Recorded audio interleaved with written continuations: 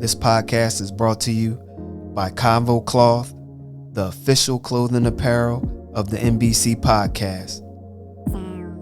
For the latest apparel, please go to www.nothingButConvos.com. Now, let's get into the latest episode of the NBC podcast with your boy, S. McCann.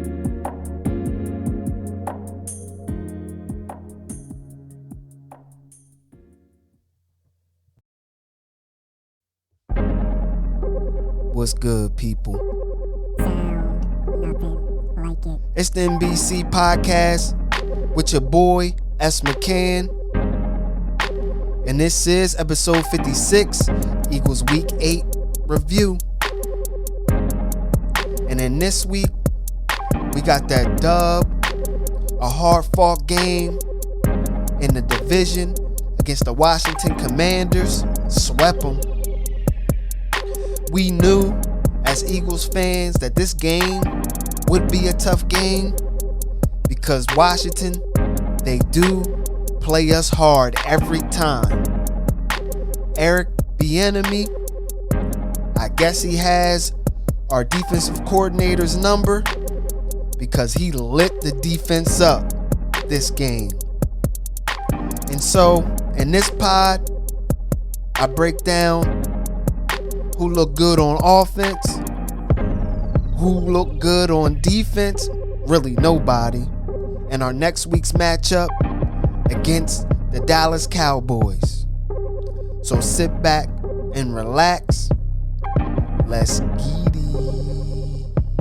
Eagles Week 8 review of the 2023 NFL season. We got that dub against those Washington Commanders. This game was a tough game because it was a divisional game. The Washington Commanders, they always play us tough. It doesn't matter if we go down to Washington. It doesn't matter if they're up here in Philly. They give us a tough game. Their offense, they have a new offensive coordinator, Eric Bieniemy. He was lighting us up. And I understood why he took that Washington job, because he's going to be the next head coach of the Washington Commanders. In this game, the defense made 2 critical stops this whole game. The interception by Blankenship, and then the sack on 4th down by Hassan Reddick. That was needed. Both turnovers were needed. Offensively, this was Jalen Hurts' best game of the season, and he's hurt. Offensively, we have the best receiver in the National Football League on our team. He's unstoppable. A.J. Brown was Player of the Month. 40 catches, 700 yards, 5 touchdowns in the month of October. He's unstoppable. Off the line, you can't press him. He can go deep. You can be on him. And like he says, he's always open. Strong at the point of attack. He can catch any ball. Soft hands. Catches the ball with his hands, not his body. Control coming down with the ball. Dragging his feet. He does everything. There's no one better than him right now. Tyreek Hill, he's second in the league right now. How A.J. Brown is just commanding, how he's demanding the ball. And when it comes to him, He's making the plays. Player of the month, NFC Player of the month. And in this game, he was killing the secondary. They doubled them, still caught the ball, caught a touchdown. Played off of him, slanting them up. Played on them, hitting them with the routes. Hitting them with stutters and goes and all type of stuff. Come on, man. You can't do nothing with them. What you going to do with them?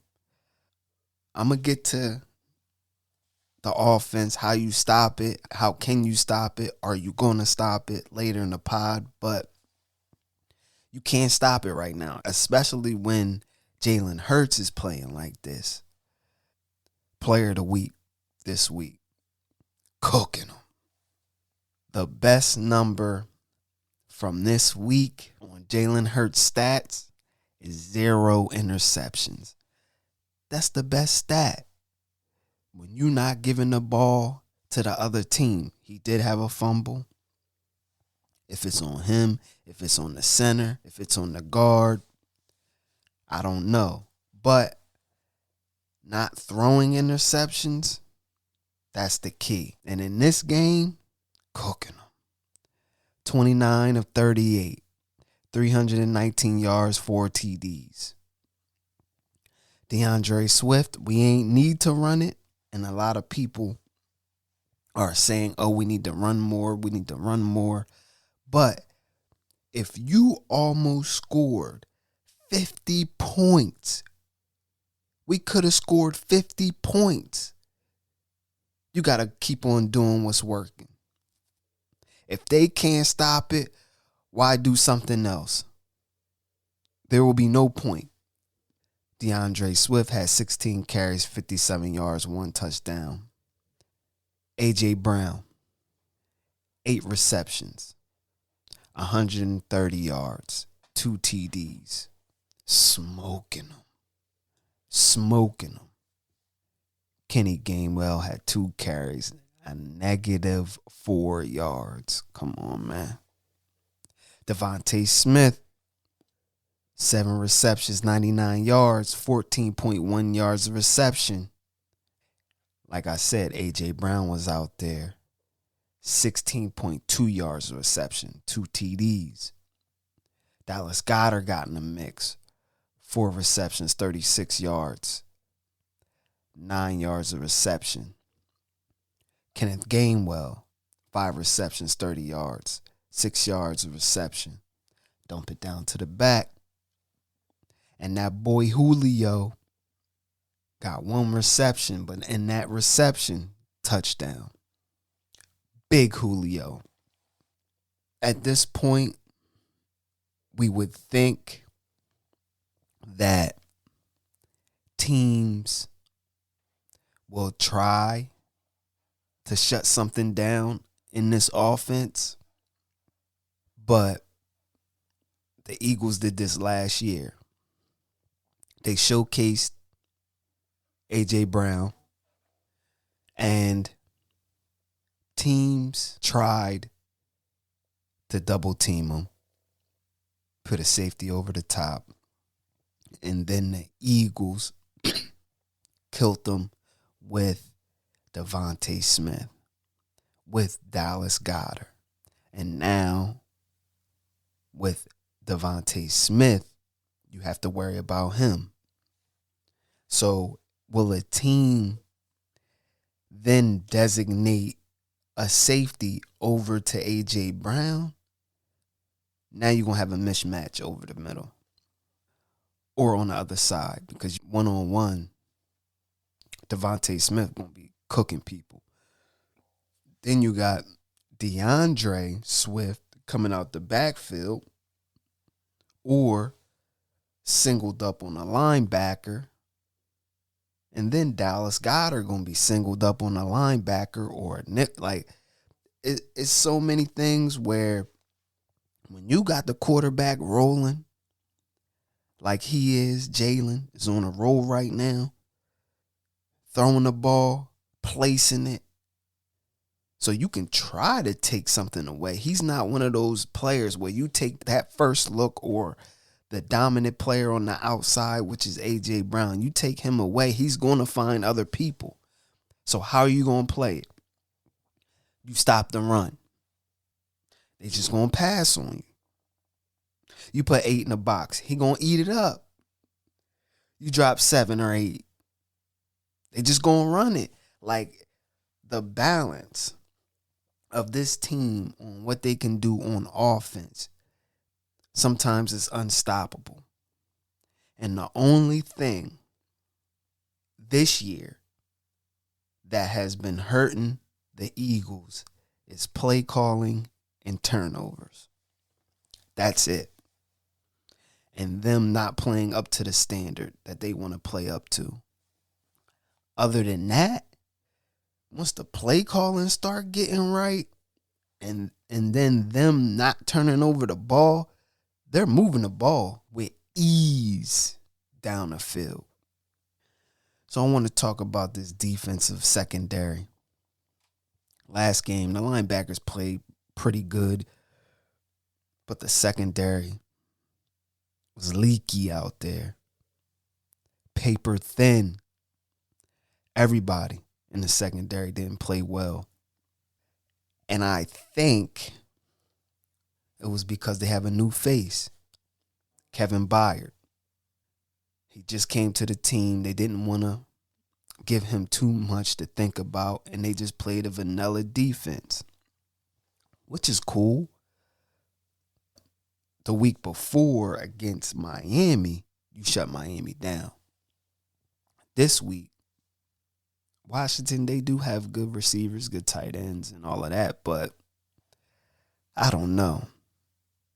Coming Sunday, Dallas week, you got to come and play.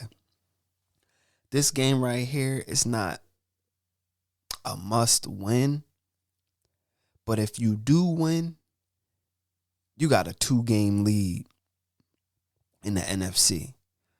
And you really leading the division at this point in the NFC East. If you can get this win, then going on a bye, get everybody healthy, then come back.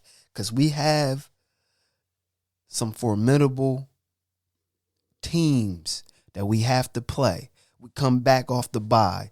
Chiefs, Bills, 49ers, Cowboys again, Seahawks. And then the last 3 games is bottom feeders. Giants, Cardinals, and Giants again. But if you can get this win against Dallas, you're setting your team up. And you'll have the same record as last year after 9 games. But you'll have a 2-game lead over Dallas for the division. What this team needs to worry about is winning the division. You worry about winning the division, and then those games at the end, or those games against the Chiefs and the Bills, you can get those.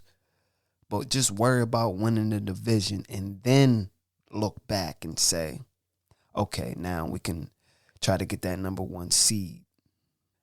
Because if you win against the Cowboys, come off the bye, win against the Chiefs, win against the Bills, and then win against the 49ers, you setting yourself up. Right there. You good. And then you can split with the Cowboys, beat the Seahawks, and then now you looking at that number 1 seed to see where you at. But 1 game at a time. And if we can beat these Cowgirls, Cowboys, whatever you want to have it, you'll be setting yourself up good in the NFC, because the 49ers, they got 3 losses. And ain't nobody saying nothing about the 49ers. Now they want to make excuses. Oh, they got Brock Purdy. He's a 7th-round pick. He's this, he's that. Oh, he don't have his number 1 receiver. He don't have his left tackle. Come on. Everybody want to make excuses when you don't win. I said it in the beginning of the year. I didn't think that Brock Purdy can make the tight window throws. And the 49ers have a gimmicky offense where they do a lot of misdirection and delusion at the line of scrimmage that some of the players are wide open. You can hit that window, but can you throw in a window that is tight with people on them? No, I don't think so. But even when you make mistakes as a quarterback, can you overcome that? Not in those games that they lost. Now, don't get me wrong. How they constructed their team is defense. That's a defensive team. They just want a game manager that can manage the game. And that's cool. You can have that. But in this league right now, you need a top tier quarterback. Because these teams are scoring. So who knows where the 49ers record will be when we play them. We don't know. Hopefully it's good. Hopefully that game will matter. But it might not. Cam Jurgens came back off the injured reserve list. The 21-day window is open. He won't play this game, but that's an encouraging sign because Sua Apeta was garbage, getting smoked out there. He got hurt during this Commanders game, and the rookie Tyler Steen came in, and that dude is strong. He did a good job with his 6 snaps, and they scored. But the one thing during that drive, the quarterback was clean. Quarterback wasn't running for his life. So I hope this game, Tyler Steen starts at guard. Because we're going to need a stout, big, strong dude against that Dallas line. They got one of the best lines in the league. We know that. Nothing happened at the trade deadline for the Eagles. We did a big trade with Kevin Byard. And I think he's going to have a big game against Dallas this week. I really do.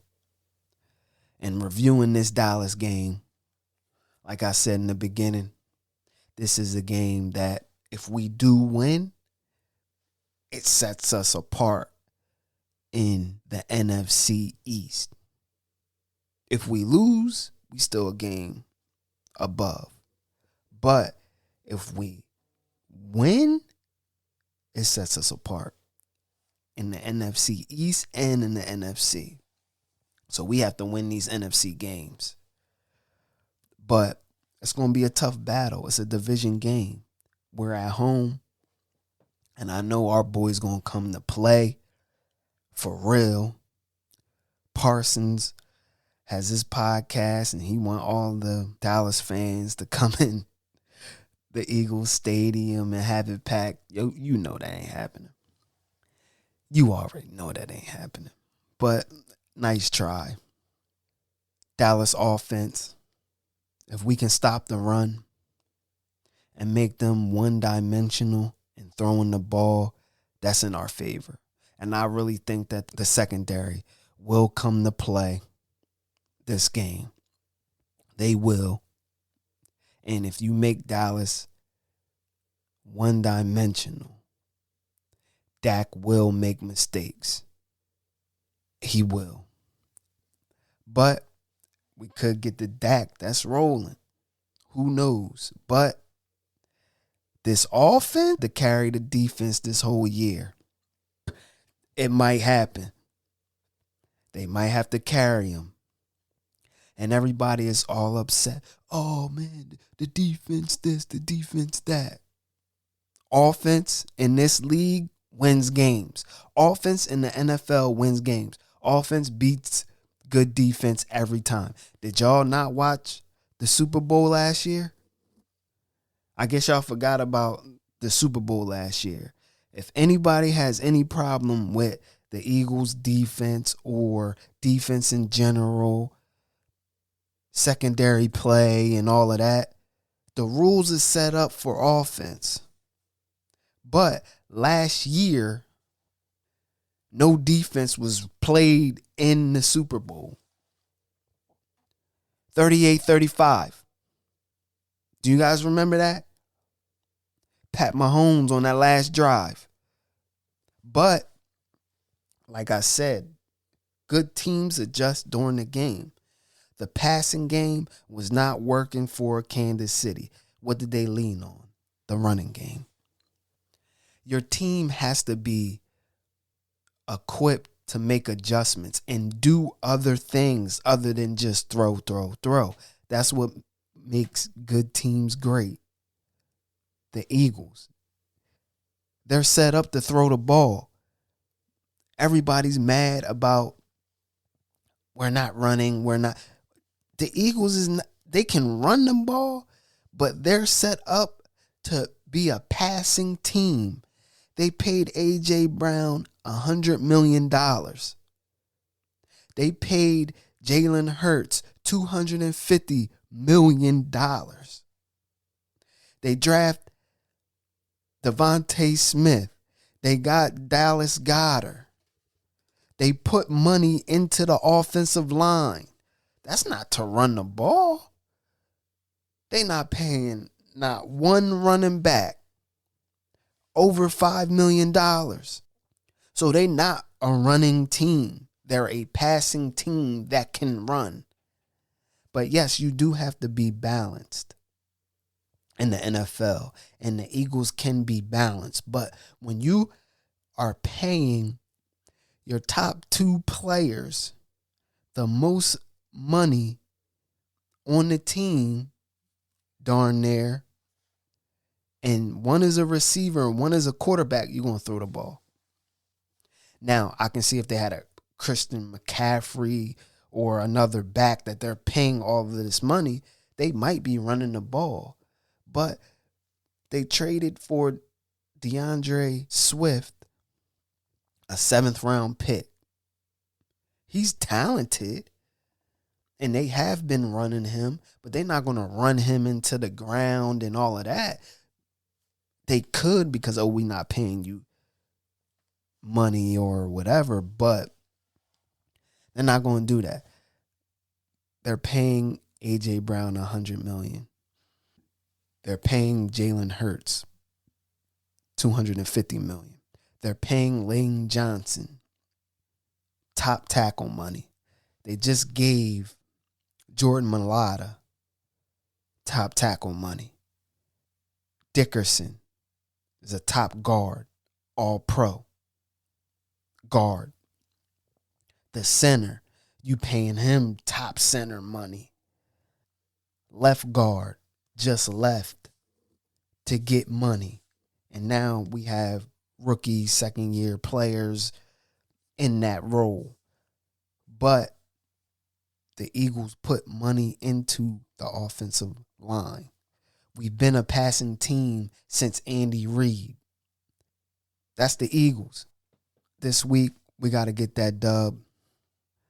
And I'm pretty sure and I'm confident that we will, but it will be a tough game. That's all we've been playing. Tough games all season. And we've been coming out victorious. So with that, people, it's a wrap. One. So that was episode 56, Eagles Week 8 review. Yes, this week we did get the dub, but the secondary did not look good. And then what happens is if the secondary doesn't look good, then the rest of the team on defense can't do their job. But a bright spot this week was the best receiver in the game, A.J. Brown. What are you going to do with him? Nothing. Breaking records. His name is in the record books with 6 games consecutively over 125 yards. Come on, man. bright spot. Jalen Hurts getting it together. But this week, we're going to need a team effort to take down those Cowboys. And you do have to respect the opponent. But we all know this week, we hate Dallas. But with that, I know we're going to come out with this win. And so with that, people, stay safe, give respect, and show love. One.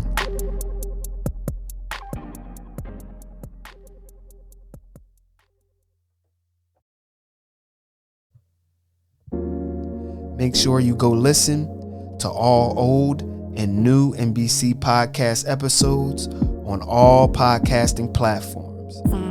And please go to www.nothingbutconvos.com for the latest apparel.